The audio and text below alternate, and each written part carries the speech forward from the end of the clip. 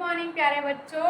आप सभी को मैं कक्षा 8 का पंचवटी पढ़ा रही थी। 2 पैराग्राफ हो चुका है। अब अगला पैराग्राफ देखिए। है बिखेर देती वसुंधरा मोती सबके सोने पर, रवि बटोर लेता है उनको सदा सवेरा होने पर।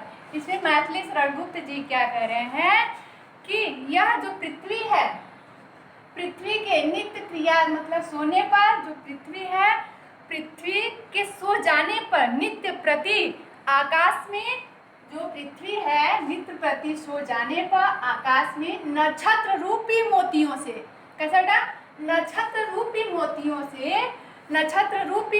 से मोतियों को फैला देती है। एक बार फिर से देखिए, ये दोनों लाइन का देखिएगा। है बिखेर देती वसुंधरा मोती सबके सोने पर। गुप्त जी क्या कह रहे हैं कि यह पृथ्वी जो है, पृथ्वी सबके सो जाने पर नित्य प्रति आकाश में नक्षत्र रूपी मोतियों को फैला देती है। अब आगे पॉइंट देखिए। रवि बटोर लेता है उनको सदा सवेरा होने पर। मतलब जो रवि मतलब जो सूर्य है, सूर्य नक्षत्र रूपी मोतियों को रवि, ये दोनों लाइन देखिएगा बेटा, रवि बटोर लेता है उनको सदा सवेरा होने पर। मतलब जो सूर्य है नक्षत्र रूपी मोतियों को सुबह होने से उसको सिमट कर मतलब बटोर लेता है, रख लेता है, सिमट लेता है। रवि बटोर लेता है उनको सदा सवेरा होने पर। सुबह मतलब प्रातः काल होने से पहले वह नक्षत्र रूपी मोतियों को बटोर कर रख लेता है। फिर आगे देखिए बेटा। और विराम दायनी अपनी संध्या को दे जाता है, शून्य श्याम तनु जिससे नया रूप झलकाता है।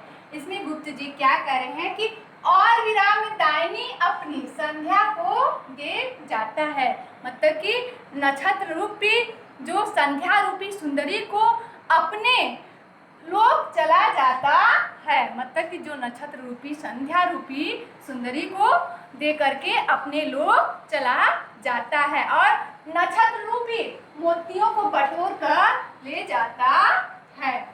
शून्य श्याम तनु जिससे नया रूप झलकाता है। मतलब जो संध्या रूपी श्याम है, मतलब जो संध्या रूपी समय है, वह अपने नया रूप को प्रातः काल मतलब नया रूप को श्याम रूपी झिलमिल को प्रकट करता है, मतलब अपनी दीप्त में हो जाता है। आगे देखिए बेटा। सरल तरल जिन तुहिन कड़ों से हस्ती हर्षित होती है, अति आत्मी प्रकृति हमारे साथ उन्हीं से रोती है। इसमें गुप्त जी क्या कह रहे हैं कि सरल तरल मतलब जो पृथ्वी है, पृथ्वी पर जिन ओस के कड़ों से, मतलब जो पृथ्वी की जिन प्रकृति की जो मतलब पृथ्वी है जिन ओस के कड़ों से, वो मतलब ओस के कड़ों से हंसती खेलती हैं। मतलब जो ओस की कड़ होता है वो हंसती और खेलती हैं। फिर दूसरा, ये दोनों पॉइंट देखिएगा बेटा, साथ में लीजिएगा। सरल तरल जिन तुहिन कड़ों से हंसती हर्षित होती है। मतलब जो पृथ्वी है उनकी ओस की कड़ों से ऐसे हंसती और खेलती रहती है। जैसे अति आत्मी प्रकृति हमारे साथ उन्हीं से रोती है। मतलब गुप्त जी क्या कह रहे हैं कि आदमी को कष्ट से व्यथित होकर, मतलब जो उनके पास पीड़ा होती है उसे व्यथित होकर के वह अपने रुदन प्रतीत करती हैं। वह अपने रुदन को मतलब रोती रहती हैं। अनजानी भूलों पर भी वह अदिया दंड तो देती है, पर बूढ़ों को भी बच्चों सा सदैव भाव से सेती है। मतलब गुप्त जी क्या कह रहे हैं कि अनजान में भी भूल हो, मतलब अगर अनजान में भी भूल हो तो वह भी अदिया दंड तो देती है, मतलब उसका भी दंड हमें मिलता है। अनजान में भी अगर कोई भूल हो तो उसका भी वह दंड प्राप्त होता है। लेकिन ये दो लाइन देखिए बेटा। पर बूढ़ों को भी बच्चों सा सदैव भाव से सेती है। मतलब गुप्त जी क्या कह रहे हैं कि चाहे बूढ़ो हो चाहे बच्चे हो, उसको सदा एक ही भाव से, सबको एक समान से मतलब सेती रहती है।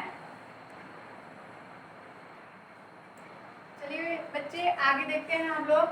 गोदावरी नदी का तट यह ताल दे रहा है अब भी, चंचल जल कल कल कर कर मानो तान ले रहा है अब भी। इसमें गुप्त जी क्या कह रहे हैं कि जो गोदावरी नदी है, जो गोदावरी नदी है उनका तट मतलब किनारा, जो उनका किनारा होता है वह ताल दे रहे हैं, मतलब कि अपनी आवाज दे रही है, मतलब एक सुर की आवाज दे रही है अब भी। ये देखिए दोनों लाइन देखिएगा मिलाकर बेटा इसको, मतलब जो गोदावरी नदी का तट है उनका किनारा है वह ताल दे रही है अब भी, चंचल जल कल कर कर मानो, कैसी आवाज दे रही है मतलब कैसी ताल दे रही है। अब ये दोनों लाइन देखिए, चंचल जल कल कर कर मानो तान ले रहा है अब भी, मतलब गुप्त जी क्या करें कि जो गोदावरी नदी का किनारा है, जो गोदावरी नदी का किनारा है वह ताल दे रही है, मतलब कि एक प्रकार से अपनी आवाज दे रही है।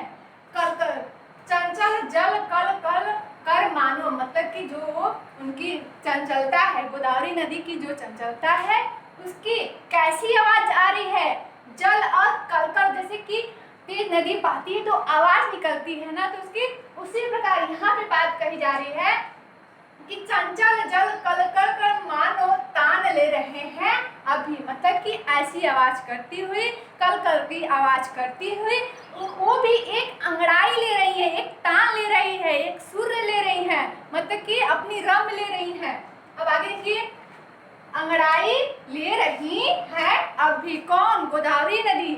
अब आगे देखिए, नाच रहे हैं अब भी पत्ते, मन से सुमन महकते हैं, चंद्र और नक्षत्र ललकर लालत भरे लहकते हैं। इसमें गुप्त जी क्या कह रहे हैं कि नाच रहे हैं, जो पंचवटी का है गोदावरी के आसपास जो मतलब कि पेड़ पौधे हैं उनके पत्ते क्या रहे हैं, नाच रहे हैं अब भी पत्ते, वहां के जो वृक्ष के पत्ते हैं वो भी मतलब कि इतने खुशी में गोदावरी नदी जैसी बह रही है, उनकी जल कल की आवाज आ रही है, उसी प्रकार ठीक उसी प्रकार पत्ते भी नाच रहे हैं।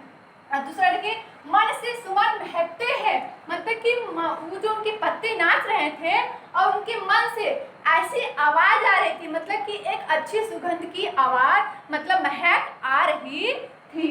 एक मन से सुमन महकते हैं, अपने मन से प्रशंसा की जाए उसको, तो मन की एक सुमन की तरह मतलब अच्छी सुगंध की महक आ रही थी।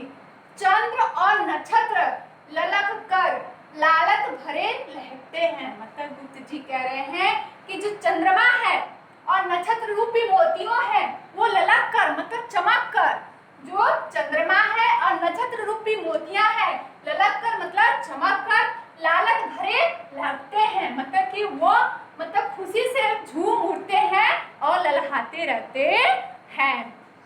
आगे पॉइंट देखिएगा, आंखों के आगे हरियाली है रहती है हर घड़ी यहाँ, जहाँ तहाँ झाड़ी में छिड़ती है झरनों की झड़ी यहाँ, मतलब गुप्त जी कह रहे हैं कि आंखों के आगे जो हरियाली है, मतलब जो पंचवटी में हमें हरियाली दिखाई देती है वह मतलब हर घड़ी यहाँ पर वहां पर विराजमान रहता है। आंखों के आगे हरियाली रहती है हर घड़ी यहाँ, मतलब कि ये दोनों लाइन देखिएगा बेटा मिला करके इसको, आंखों के आगे हरियाली रहती है हर घड़ी यहाँ, मतलब गुप्त जी कह रहे हैं कि जो मतलब आंखों के सामने देखा हुआ चीज वहां पे हमेशा हरियाली भरी रहती है, जहां तहां झाड़ी में छिड़ती है झरनों की झड़ी यहाँ, मतलब कि वहां पे झाड़ी जो है जहां तहां मतलब कहीं कहीं झाड़ी भी रहती है तो वह झिरती मतलब एक दूसरे से जब रगड़ खाते हैं तो उसमें आवाज आती है, उसमें आवाज आती है, जहां तहां झाड़ी में भी झिरती है झरनों की झड़ी यहाँ, मतलब कि जो कहीं कहीं पर वहां झाड़ी रहते हैं उसमें झाड़ी की आवाज आती रहती है। और जैसे झरनों की झड़ी यहाँ जैसे कैसे गोदावरी नदी की आवाज आती रहती, जल कल की आवाज, उसी तरह झाड़ी में भी आवाज आती रहती है। वन की एक एक हिम कड़िका जैसी सरस और सूची है, क्या सौ सौ नागरिक जनों की वैसी विमल रम्य रुचि है, मतलब इसमें गुप्त जी क्या कर रहे हैं कि वन की कोई भी एक कड़िका या एक कड़ हो, वन की जो पंचवटी है वहां की कोई भी एक गढ़ हो जैसी सरस और सूची है, मतलब कि एक सरस रम्य और सूची विवाह का है। क्या 100 नागरिक जनों की वैसी विमल रम्य रुचि है, मतलब कि वहाँ की जो 100 अनेकों नागरिक है, तो जो वहाँ के नागरिक है वह वैसी विमल रम्य रुचि है, मतलब कि विमल मतलब रमणी होता है, रम मतलब वेदांत, मतलब वहाँ के क्या कह रहे हैं कि वैसे ही क्या जैसे कि हर तरह नागरिक में भी उसी तरह पाया जाता है। देखिए बेटा, क्या 100 नागरिक जनों की वैसी विमल रम्य रुचि है, मतलब वहाँ के पंचवटी में नागरिक का भी 100 जनों के विमल से क्या उनका व्यवहार भी ऐसा पाया जाता है।